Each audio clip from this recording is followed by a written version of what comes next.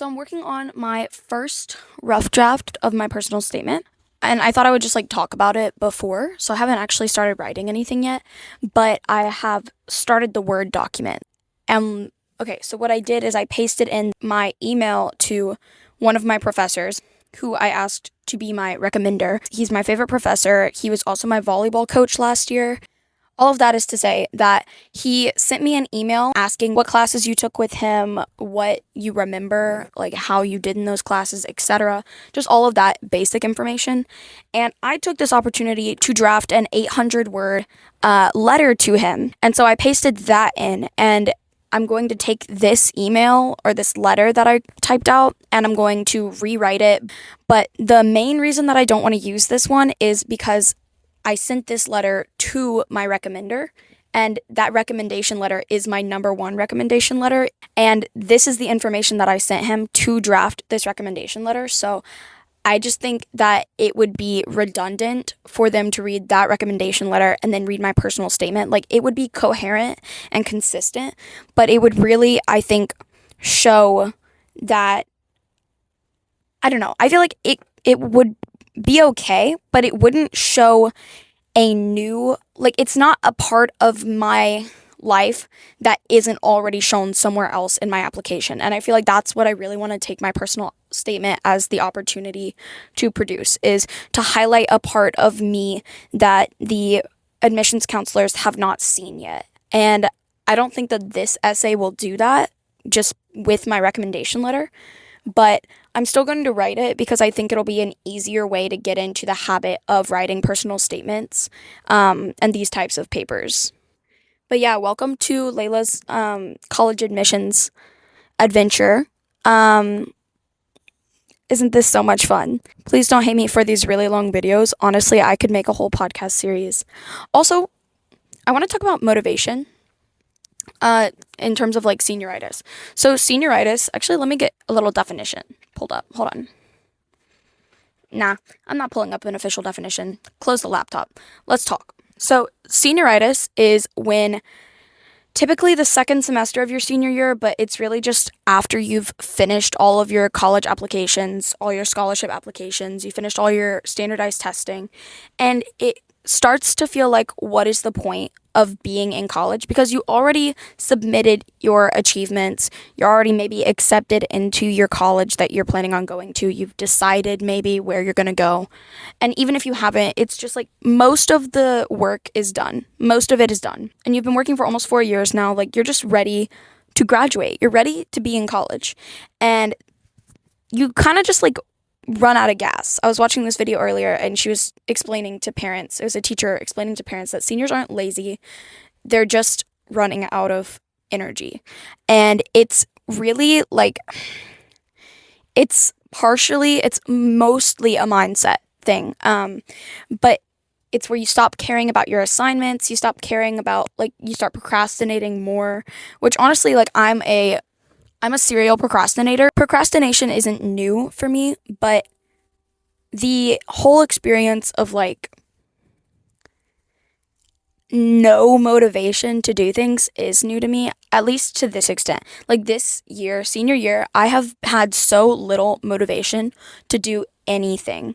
And I mean anything related to school. I genuinely just don't want to do it. Reading Animal Farm, that was wonderful. I really enjoyed doing that. And I had no problem finding the motivation to do it. But anything school related, writing anything, specifically writing, because it takes a lot of mental capacity, I'm just I don't want to do it. There have been very few days this year where I'm oh my gosh, I want to do work. And when those days come around, I sit there and I grind out every last bit of work.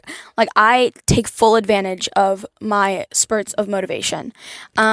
But those days are rare. And so it's not enough for me to just be oh, I feel motivated right now, let me do that. I have to work even whenever I'm not motivated.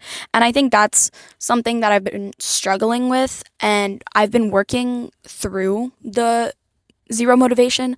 But when it comes to writing specifically, with math, I find it easier to work even when I don't have the motivation to do it, because I guess it takes less it really doesn't take less effort. It just takes less creativity, which is a different part of my brain. And I think that for creativity related activities like writing specifically, it takes a lot more mental power for me and a lot more motivation for me to actually do it, because it just takes actual like processing ability. Like I actually have to think about what I'm talking about and be intentional with everything that I say.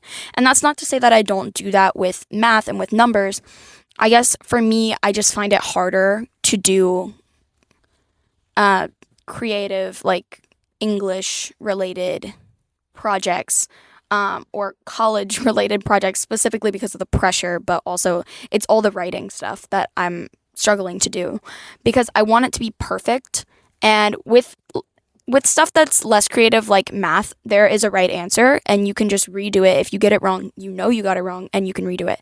With stuff like writing, with Common App and with like English classes, etc., there is no one right answer in writing. There is no one wrong. There is a right or wrong answer, but there's no one way to do it that's right. And the right answer is usually subjective, for the most part subjective, or the right way to come across the right answer or to support the right answer is just, there's no like hard and fast rule or standard to judge your own work by. And I think that makes it a lot more difficult to perform whenever there's that pressure to perform to perfection or to the best of your ability. I'm getting a lot of stares today, which is, I mean, to be expected because I have my vehicle opened up like I'm camping, but I'm not. I think specifically with college applications, there's nothing holding me to it. Like for schoolwork specifically, I don't struggle to get my work done on time because there are shorter deadlines. Like I have less time overall to do it. I don't have a whole semester or a whole year to prepare and plan these things out. I actually have to get them done in like a week or 2 weeks at the most, which those assignments are harder for me to do.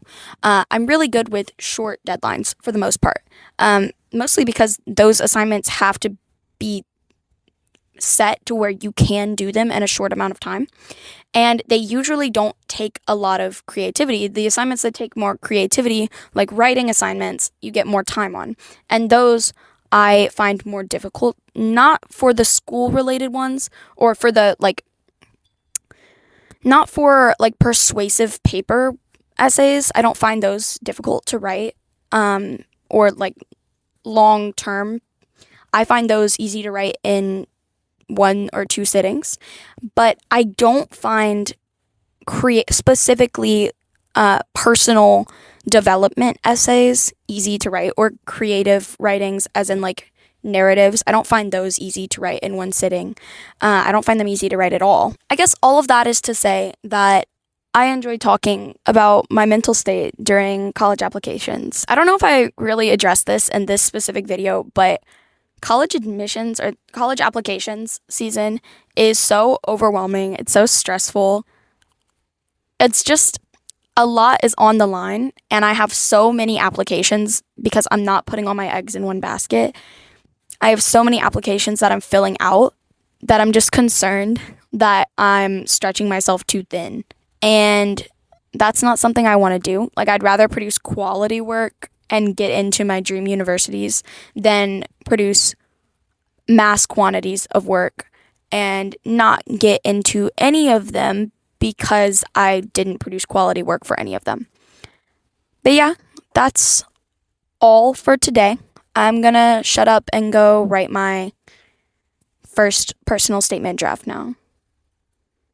Yeah, Layla out.